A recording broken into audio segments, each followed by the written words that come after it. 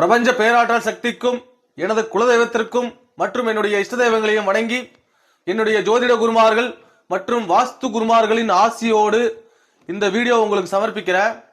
இந்த வீடியோவில் ஒரு பிளாட் இருக்கு அப்படின்னா அந்த பிளாட்ல நவ கிரகங்களின் பங்கு என்ன, பஞ்சபூதங்களின் பங்கு என்ன, அதன் மூலம் நமக்கு கிடைக்கக்கூடிய நன்மைகள் என்ன அப்படின்றத பத்தி தான் இந்த வீடியோவில் பார்க்க போறோம். இந்த வீடியோவை லைக் பண்ணிட்டு பாருங்க. வாங்க வீடியோக்குள்ள போலாம். வாஸ்துவை பொறுத்த வரைக்கும் நாம நவ கிரகங்களையும் பஞ்சபூதங்களையும் உள்ளடக்கித்தான் அந்த பிளாட்டினுடைய அளவுகளை நம்ம டிசைன் பண்றோம். ரெண்டாவது, அந்த பிளாட்டினுடைய திசை எந்த பக்கம் அப்படின்னு சொல்லி தான் நாம வீடு கட்டவே ஆரம்பிக்கிறோம். இதுல நவ கிரகங்கள் பஞ்சபூதங்கள் இது எங்கெங்க இருக்கு அப்படின்னு சொல்றதுலயே பல பேருக்கு குழப்பங்கள் இருக்கு. சில பேர் மாத்தியும் சொல்றாங்க. ஆனா என்னுடைய குருமார்கள் பாத்தீங்க அப்படின்னா ஆதாரம் இல்லாம எந்த ஒரு விஷயத்தையுமே சொல்ல மாட்டாங்க. இதுல நம்ம கோவில்கள் போனோம் அப்படின்னா ஈசான்ய பகுதிகளில் நவ கிரகங்களுடைய சன்னதியை வச்சிருப்பாங்க.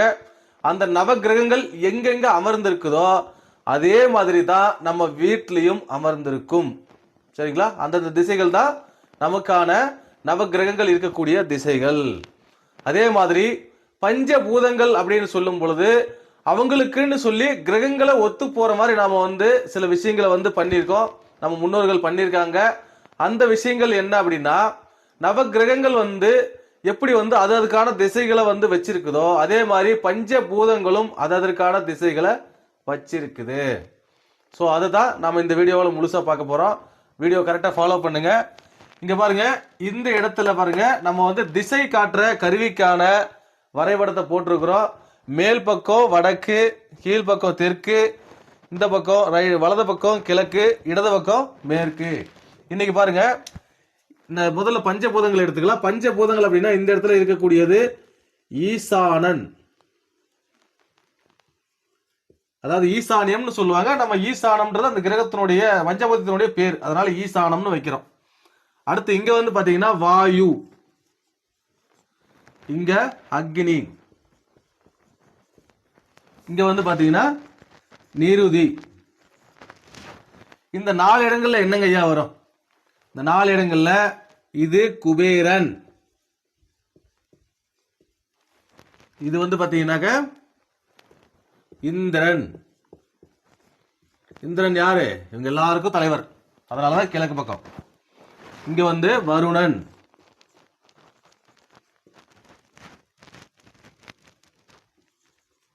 வருணன். இந்த இடத்துல பாத்தீங்கன்னா எல்லாருடையும் இறுதி அப்படின்றது இவர் தான். இவர் இல்லைன்னா இந்த அண்ட சராசரமே ஆடி போயிடும். யார் அவரு? யம தர்ம ராஜா.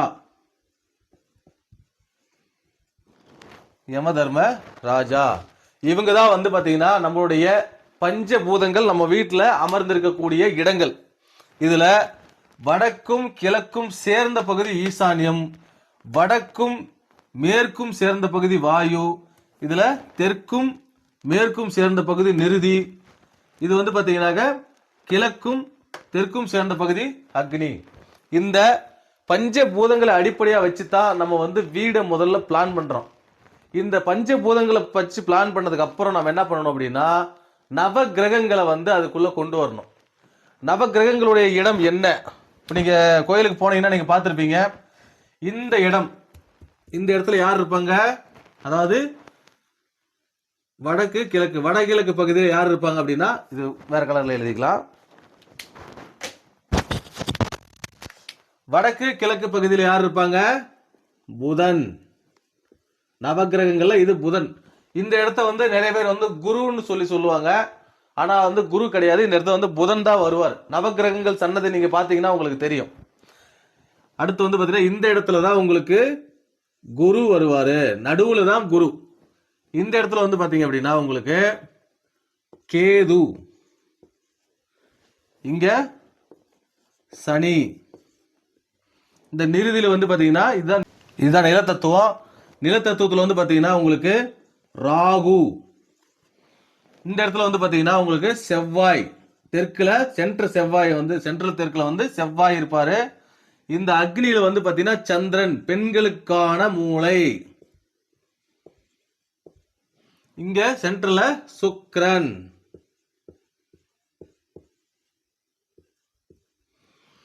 ஸோ இதில் பாருங்க எல்லாமே வந்துருச்சு, ஆனால் 2 பேர் மட்டும் இதில் இல்லை. பஞ்சபூதங்கள்ல ஒரு நபர் இல்லை, அதே மாதிரி நவகிரகங்கள்லயும் ஒரு நபர் இல்லை. யார் அவர் அப்படின்னாக்க, நவகிரகங்கள்ல சூரியன், பஞ்சபூதங்கள்ல வந்து பாத்தீங்கன்னா உங்களுக்கு ஆகாயம்,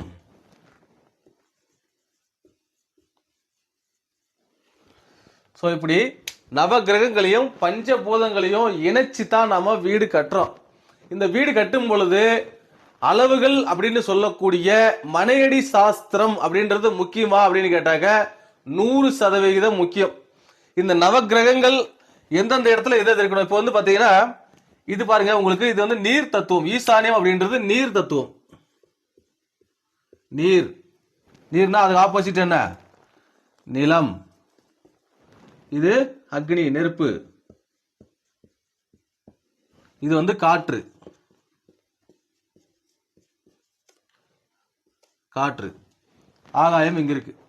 சோ இப்ப பாருங்க, இந்த இந்த ஒரு வரைபடத்தின் படிதான் நவகிரகங்களையும் பஞ்சபூதங்களையும் நம்ம என்ன பண்றோம், அந்த இடங்கள்ல வீடுகள்ல பிளேஸ் பண்றோம். ஏன் சார் நம்ம இதுக்கு ஏத்த மாதிரி வீடு கட்டணும் அப்படின்னு கேட்டீங்க அப்படின்னா, என் குருநாதர் அடிக்கடி சொல்லுவாரு, வீடு இன்னொரு ஜாதகம். எப்படிங்க?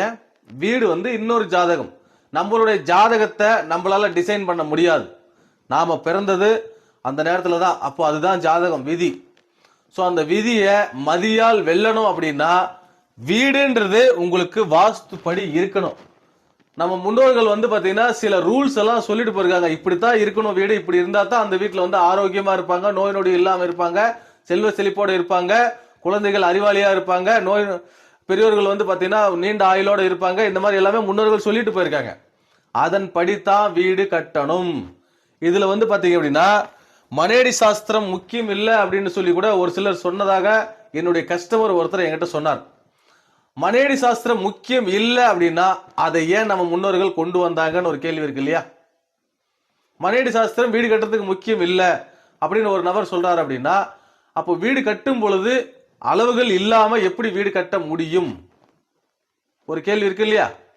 சோ வீடு கட்டும் பொழுது ஒரு வாஸ்து நிபுணர் ஆனவர் ஜோதிடம், பிரசன்னம், வாஸ்து, மனையடி சாஸ்திரம் இவை 4ஐயும் தெரிந்தவராக இருந்தால்தான் அந்த வீடு வந்து மிகச் சிறப்பானதாக இருக்கும் என்பது நிதர்சனமான உண்மை. இது என்னுடைய குருநாதர் எனக்கு போதித்த தர்மம். சோ இப்ப பாருங்க, நீர், நீர் அப்படின்றது வந்து பாத்தீங்கன்னா நீர், நிலத்தடி நீர் அப்படின்னு நம்ம சொல்லுவோம். நீர்ல வந்து 2 இருக்கு. வீட்டுக்கு மேல வைக்கக்கூடிய ஓவர் ஹெட் டேங்க், வீட்டுக்கு கீழே வைக்கக்கூடிய போர்வெல், போர்வெல், சம்பு, இதெல்லாம். ஸோ அது எல்லாமே நிலத்துக்கு கீழே வரக்கூடிய நீர் இங்க வரணும், நிலத்துக்கு மேல வரக்கூடிய நீர் அது அப்படியே ஆப்போசிட். லாஜிக் தான். இது கீழேன்னா இது மேல, அப்படியே ஆப்போசிட். இது நெருப்பு. இந்த இடத்துல வந்து பாத்தீங்கன்னா வடக்கு கிழக்கு வீடு வாசல் வைக்கிறவங்க இங்க சமையல் ரூம் வைப்பாங்க. இந்த இடத்துல வந்து பாத்தீங்கன்னா சமையல் ரூம் வைக்க மாட்டாங்க. மேற்கு தெற்குல வீடு கட்டுறவங்க, அதாவது வாசல் வச்சு வீடு கட்டுறவங்க இந்த இடத்துல வாசல் சமையல் ரூம் வைப்பாங்க. ஸோ இந்த மாதிரி ஒவ்வொரு இடங்களும் நமக்கு வந்து ரொம்ப முக்கியம் வாஸ்துல. இந்த வாஸ்து சாஸ்திரத்தை பார்த்து தான் வீடு கட்டணும்னு ஏன் சொல்றாங்க நம்ம முன்னோர்கள் அப்படின்னா, நம்மளுடைய ஜாதகத்துல பலம் இருக்கிற கிரகமும் இருக்கும், பலம் இல்லாத கிரகமும் இருக்கும். நம்மளுடைய விதின்றது அதன்படிதான் செல்லும். அந்த விதியை நாம வந்து என்ன பண்றோம்னா, நம்ம மேனுவலா நம்ம சரி பண்ணிக்க முடியும் அப்படின்னா, எங்க சரி பண்ணிக்க முடியும் அப்படின்னா அது வீட்டுல மட்டும்தான் முடியும், வேற எங்கேயுமே முடியாது.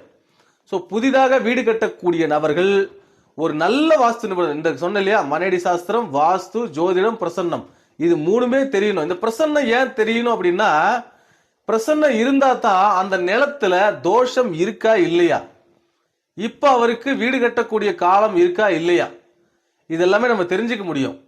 சரிங்களா? சோ 2வது ஜோதிடம் தெரிஞ்சாதான் அந்த 4ஆம் பாவத்திற்கு உண்டான கிரகங்கள் சரியாக இருக்கிறதா, பாதிக்கப்பட்டிருக்கிறதா, அதற்கு அவர் என்ன செய்ய வேண்டும்னு தெரியும். வாஸ்து, மனையடி, வாஸ்து தெரிஞ்சாதான் எந்தெந்த திசையில எந்தெந்த நவகிரகங்களை சரியா உட்கார வைக்கணும், எந்தெந்த பஞ்சபூதங்களை சரியா உட்கார வைக்கணும்னு தெரியும். மனையடி சாஸ்திரம் தெரிஞ்சாதான் சூலம், நேத்திரம், ஜீவன் இதெல்லாம் பார்த்து அந்த மனை வந்து பசுமனையா, யானமனையா, சிங்கமனையான்னு பார்த்து அவங்க ஜாதகத்திற்கு ஏற்றார் போல் எந்த மாதிரியான வீடு அவர்களுக்கு அமையும்னு பார்த்து ஒரு டிசைன் பண்ணி கொடுக்கறது தான் வாஸ்து நிபுணனுடைய வேலை. ஸோ இதுக்கு எல்லாமே தெரிஞ்ச ஒரு நபரால தான் இதை பண்ண முடியும். ஜோதிடத்துக்கு தனி நபர், பிரசன்னத்துக்கு தனி நபர், வாஸ்துக்கு தனி நபர் நம்ம போகும்போது என்ன ஆகும்னா, ஏதாவது ஒரு பிரச்சனை வருது அப்படின்னா ஒருத்தர் இன்னொருத்தர் காரணம் காட்டிட்டு போயிடுவாங்க. அவர் ஜோதிடம் சரியா பார்க்கலீங்க அதனாலதான் பிரச்சனை, வாஸ்து சரியா பார்க்கலீங்க அதனாலதாங்க பிரச்சனை, மனையடி சாஸ்திரம் சரியா பார்க்கலீங்க அதுதாங்க பிரச்சனை அப்படின்னு சொல்லிட்டு ஒருத்தர் காரணம் காட்டிட்டு போறதுக்கு என்ன அது உதவியா இருக்கலாம். ஆனா வாஸ்து அப்படின்றது 100% ஒரு மனிதனை ஒரு மிகப்பெரிய உச்சத்திலே கொண்டு போய் உட்கார வைக்கும்ன்றது உண்மை. இது அனுபவத்துல நானே நிறைய பார்த்திருக்கிறேன். வாஸ்து பார்த்து வீடு கட்டிட்டோம், வீடு கட்டுறதுக்கு ரெடி ஆயிட்டோம். இப்போ வாஸ்து நிபுணர் ஒரு வாஸ்து பிளான் ஒன்னு போட்டு கொடுத்திருப்பாரு. குழி பொருத்தம் பார்த்து ஒரு வாஸ்து பிளான போடுவார். அந்த வாஸ்து பிளான் படி சரியா நீங்க அடித்தளத்தை அமைக்கணும். அப்படி நீங்க அமைக்கும் பொழுதுதான் உங்களுடைய வீடு அப்படின்றது முழுமையான ஒரு சுபிட்சமான ஒரு வீடு அமையும்னு சொல்லி இந்த வீடியோவை முடிச்சுக்கிறேன். இந்த வீடியோ உங்களுக்கு ரொம்ப பயனுள்ளதா இருக்கும்னு சொல்லி நான் நம்புறேன். உங்களை அடுத்த வீடியோவில் சந்திக்கிறேன். அது வரைக்கும் நன்றி.